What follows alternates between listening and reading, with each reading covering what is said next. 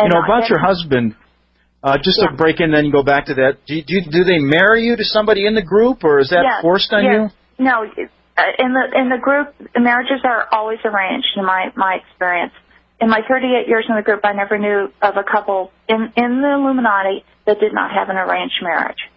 It's Let me just mention a couple that I suspect: Clinton and Bill and Hillary. Oh well, yeah. Yes, definite. Yes, and Bill.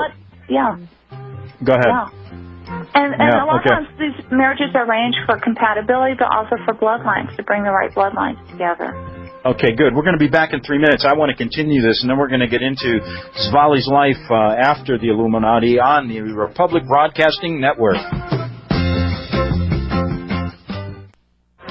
Okay, we're back on the Investigative Journal. I'm your host, Greg Szymanski, and let me tell you, as an interviewer and someone who has researched the Illuminati for a long time, it started way back when I was a young reporter in Rome.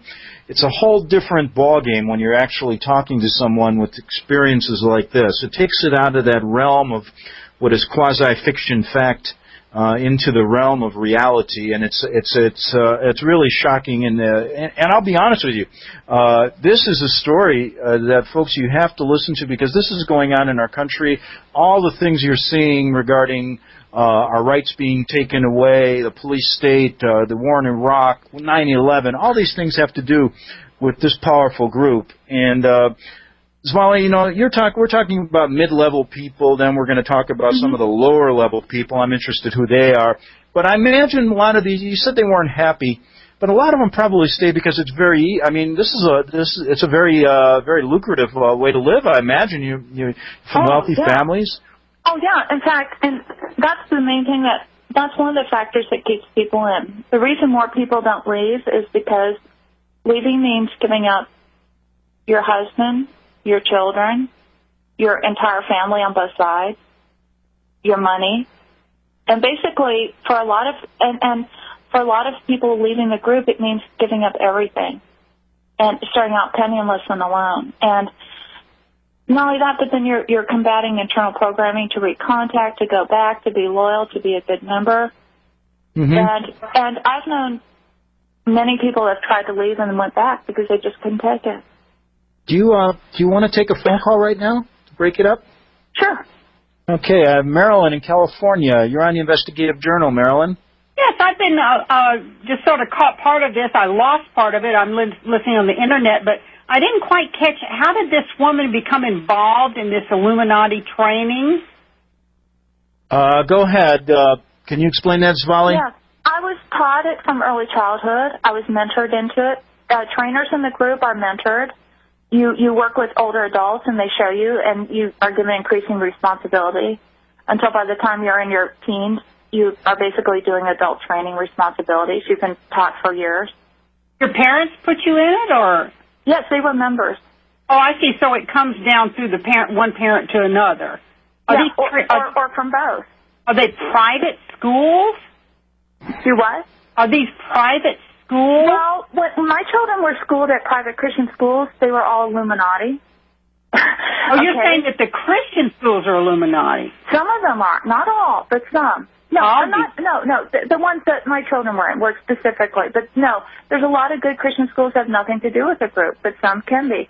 Now, I went to a public school, but what's interesting is out of 3 public schools I went to as a young child, 2 have burned down. So there's no access to any school records. I'll be darned. Marilyn, just to get you up to speed, you're born into this, then you're trained as a young child. You go through an induction ceremony in the Vatican, and this is going on with 1% to 2% of our population, according to Svali. Very serious in all levels, government and everything else. Go ahead, Marilyn. You have another question? Yeah, when you say the Vatican, now that is not a Christian religion. Okay, so I mean, I'm a Christian. But we do not look at Catholics as a Christian religion. We look at them as the precursor of the New World religion. So well, you know, if I may just break in, I grew up a Catholic. I don't get involved in the splicing of the religions. I'm basically stating that when I started researching the Illuminati as a reporter in Rome, and I realized there was a bad portion of the church, I looked at it. I had to deal with the evil and the good. And so that's the way I reconciled it, the evil within the Catholic Church at the high level of the Vatican, which seeps down into many, many areas. Go ahead. Okay, well, I won't argue that point. I don't agree with it, but it sounds like you have become possibly born again to get out of this. Could I be correct in that? Yes, Marilyn, very much. Now, first, I do want to say I am not slamming the Catholic Church or the average Catholic. I have many good friends that are Catholics, that are strong Christians. I became a Christian, and that's the only way I could get out. But just so you know, though, too, a lot of card-carrying Illuminists, well, we don't really carry cards, but I'm using that term. Yes. Are members of the Baptist Church, are members of Pentecostal churches. In fact, I was on the worship team for a Wesleyan church in San Diego in my day life. Okay. I'm just very, very confused. I mean, I think this is interesting, and as far, many people say that the Catholic Church will be the forerunner of the new world religion. There's some very good books out. In fact, I think you may have interviewed one of these men, the Grand Plan designed by John Daniel. Do you remember that? Okay. Yeah. But go ahead. The average Catholic has no idea of what's going on in the Vatican. I think that's interesting that the average Catholic would not go what's going on. That's just my take on it.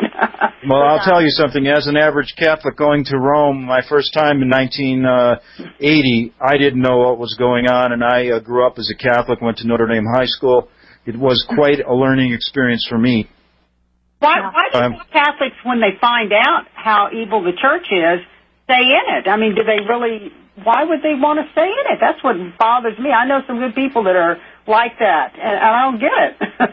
Well, the only answer, there's I don't know. I mean, there are many Catholics that aren't actively practicing. Yeah. But anyway, we'll leave that for another time. Thanks a lot, Marilyn. We'll be back on the Investigative Journal in 3 minutes with Svali.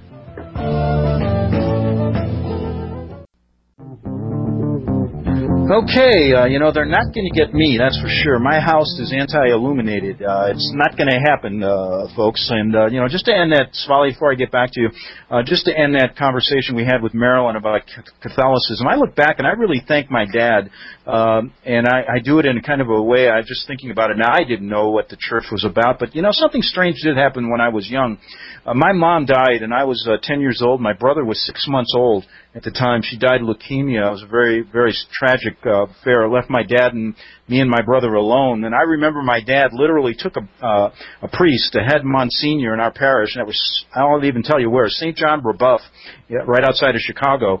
And this man came into our house, I'll never forget it, and said that he was going to put me and my little brother in an orphanage. And my dad literally picked him up and threw him out the door, literally. And from that point on, my dad never went back to church again.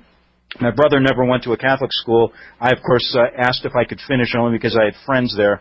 But, who knows what would have happened, looking back on what's the craziness that goes on in the church. But anyways, while you were talking about, something, these people that do not want to get out because of the financial ties. But let's go back when you were in the Illuminati, and how did this happen? How did you finally leave? And tell us this whole story about you leaving the Illuminati. We haven't touched on that yet.